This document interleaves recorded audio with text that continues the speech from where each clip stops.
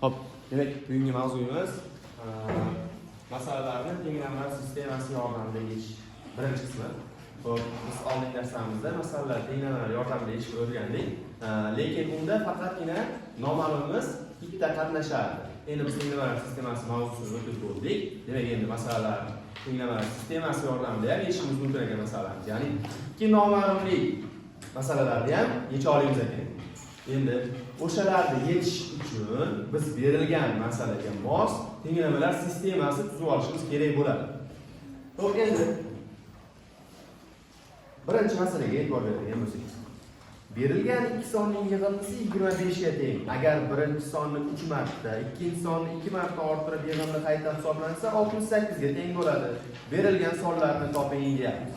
Biz oldingi darslarimizda o'rgangandik. Noma'lumlar qatnashsa, nechta qatnashsa shularni yozib olardik.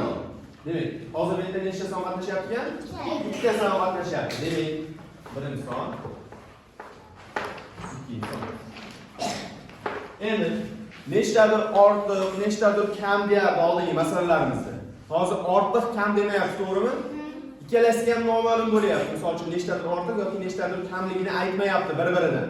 Demak, ikkalasi ham noma'lum, ya'ni bittasini x deymizda, ikkinchisini endi y deb belgilab olamiz, berilayotgan noma'lumlarimizni. Endi bizga aytilyapti, agar berilgan ikki sonning yig'indisi 25 ga teng. Demak, mana shularni bir-biriga qo'shsa, x y qo'shsa 25 chiqar ekan. Agar birinchi sonni 3 marta, ikkinchi sonni 2 marta orttirib desa nima qilamiz? Ko'paytiramiz. Demak, birinchi sonni 3 marta orttirishimiz kerak ekan. 3x. Ikkinchi sonni 2 marta orttirishimiz kerak ekan. 2. Endi qo'shsak, natija 68 chiqar ekan.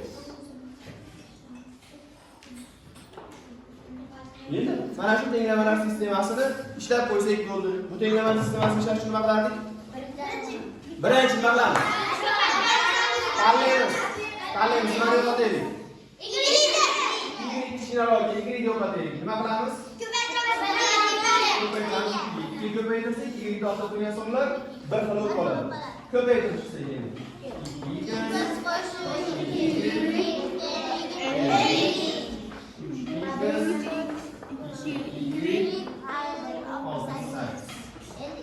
Nima qilamiz endi? Hozir 2x aylanib 3x aylanibmi? Yo'q, tepadan pastdan tepadan bo'laveradi. 3x aylanib 1x demaylar, shunda x deb desak bo'laveradi.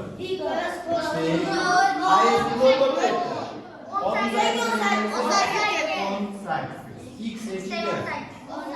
X 18 ekan, ya'ni birinchi topgan sonimiz demak 18. Endi ikkinchi topgan ikkinchi sonimizni qanday topamiz? Endi nima qilamiz? o'rniga y ni topib olamiz. Qo'ysak olib demak 18 qo'shilgan y degan 25 7. Demak, ikkinchi son 7. Haliga biz ham birinchi son bilan ikkinchi sonni so'rayotgandi. Xo'sh, bu birinchi masala kitobimizdagi.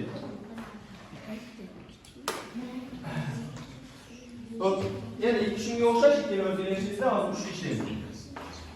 Uchinchi masala. Do'konda 2 kilogramm kartoshka va 3 kilogramm piyozning umumiy narxi 19 dollar. 5 kilogramm kartoshka va 6 kilogramm piyozning umumiy narxi 43 dollar. Piyozning va kartoshkaning narxlarini toping deyapti. Hozir nima noma'lum? Piyoz bilan kartoshkani narxi.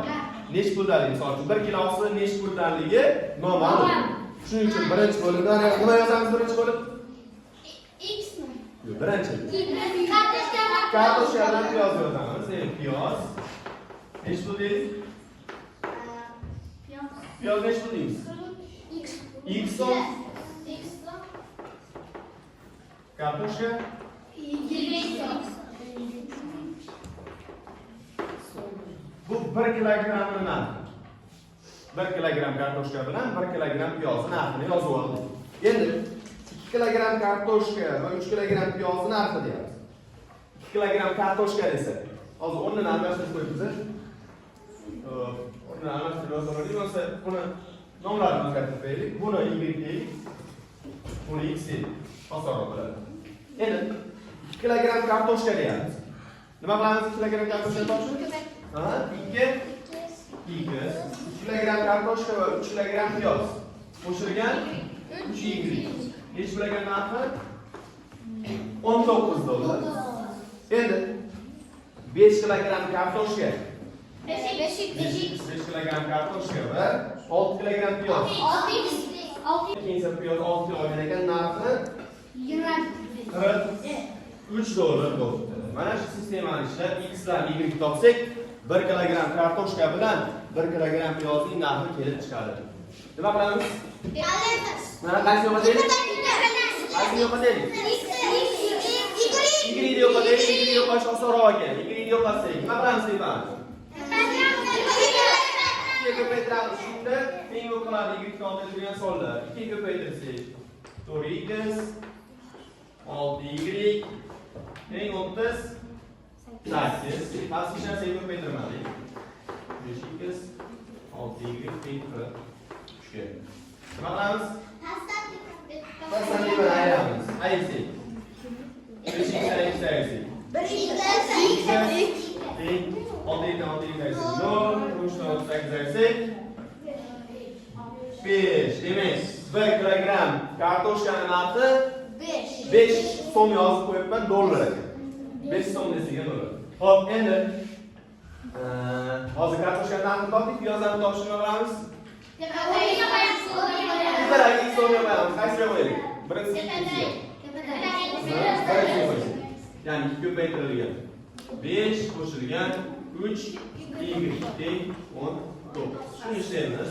3 y teng 19 ayrilgan 10. 3 y teng 9 ga. Y nechi? 3.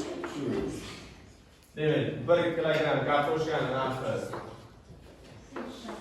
5 so'm ekan, piyoz narxi 3 so'm. Shularni masalanglar.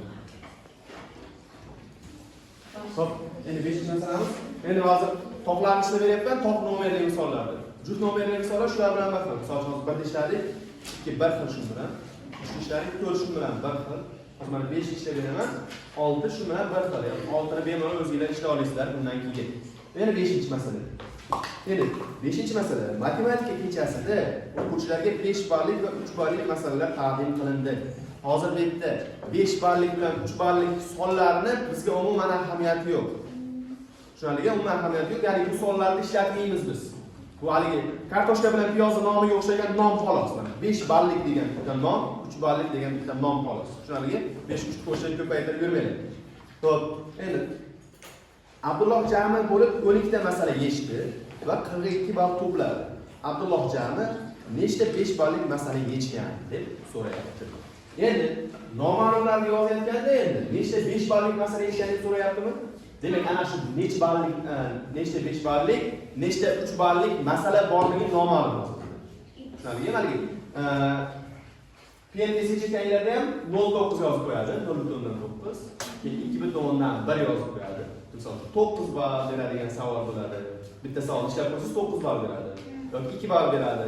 2 ball ash savol ishlasangiz 2 ball beradi. 2,5. Xuddi shunga o'xshagan 5 ball beradigan, 3 ball beradigan savollar bor. Tushunarlimi? Demak, endi 5 ball beradigan savollar x deymiz. 3 ball beradigan savollarni y deb yozamiz. Jami nechta masala eshitdi? 12 ta.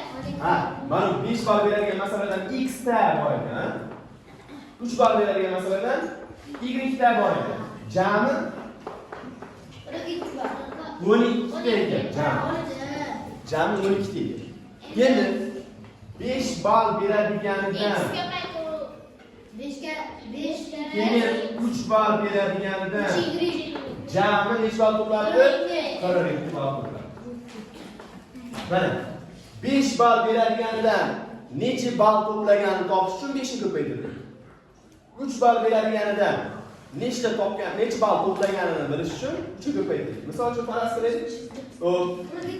5 ball beradigan savollar 10 ta. Misol uchun qarasaylik. 3 ball beradiganlar 5 ta.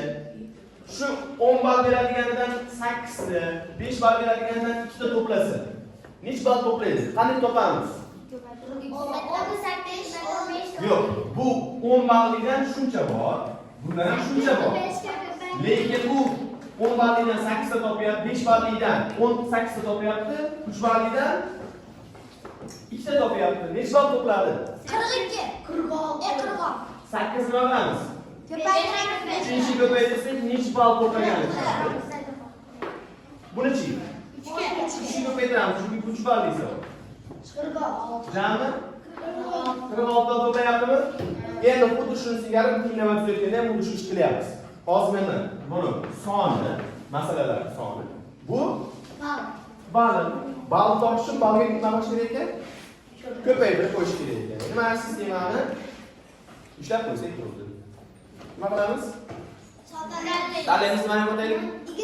Nega kichkinaroq, yengil yo'qotaylik. Nima qilamiz? Uchni ko'paytiramiz. Ko'paytirsak. 3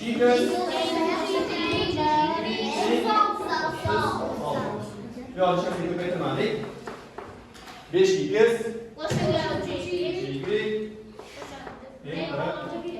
nima qilamiz?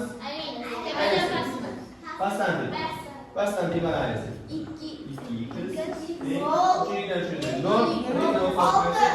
6 x teng 3 balli beradigan, 5 ball beradiganidan nechta ishlabdi? Nechta savol bor ekan? 3 ta savol bor ekan. Endi 3 ball beradiganini topishni olamiz. 15 ga Mana yo'q qo'yamiz uni. Qo'ymay qo'ysak. 3 qo'shilgan y teng 12. Y nechiga? 9 ga teng. Demak, bu 5 ball beradiganidan 3 ta ishlabdi. 3 ishlabdi. 3 ball beradiganidan 9 ta masala ishlabdi. Tushunga? Endi keyingi masaladan tushuntirib qo'yaman. Buni o'zingizlar ishlaysizlar. Buni yozib olgandan keyin do'kondagi 3 g'ildirakli va 2 g'ildirakli velosipedlarning umumiy soni 15 ta. Nimalar noma'lum? 3 g'ildirakli bilan 2 g'ildirakli. Ya'ni mana 5 ball 3 ball olmagasizlar endi. 3 g'ildirakli, 2 g'ildirakli deb yozib olasizlar. Shularga yechinglar hozir 2 dan boshlab ishlaysizlar. 2